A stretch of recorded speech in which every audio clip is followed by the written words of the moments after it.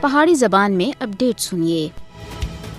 پاکستانی عوام 16 دسمبر کو کسی بھی صورت بلا نہیں سکتی جب بھارت سن پاکستان کو دو لخ کرنے میں کردار ادا کیتا سا۔ 1971 وچ پاکستان دے ٹکڑے کرنے میں بھارت دا کردار کسی دی ٹکیا چھپیا نہیں ہے۔ مکتی بانی کو مسلح کرنے، تربیت دینے اور ابارنے وچ بھارت دا کردار بنگلہ دیش دی تخلیق وچ سب دے بڑا عنصر سا۔ بھارتی رہنماواں سن 1971 وچ پاکستان کو توڑنے وچ بھارتی کردار دا کھلے عام اعتراف بھی کیتا ہے۔ بی جے پی دی مسلماناں دے خلاف دشمنی مودی دی قیادت وچ ہندوستان بدتے ہوئے اسلاموفوبیا تھی باندھے ہو رہی ہے۔ بنگال دے رہنماواں دی طرفیں تحریک پاکستان وچ اہم کردار اور غیر معمولی شراکتاں رہی ہیں۔ آل انڈیا مسلم لیگ وہ جماعت اسی جس سن پاکستان دے نسب العین دی حمایت کیتی اسی تے خود ڈھاکہ وچ 1906 وچ قائم کیتی گئی اسی۔ بنگلہ دیش دے اندرونی معاملات وچ بھارت دی مداخلت 1971 وچ اس دی تشکیل تھی شروع ہو گئی اسی۔ اگست وچ بنگلہ دیش وچ طلبہ دی قیادت وچ بڑے پیمانے دے اتے احتجاج بھارت مخالف جذبات تھی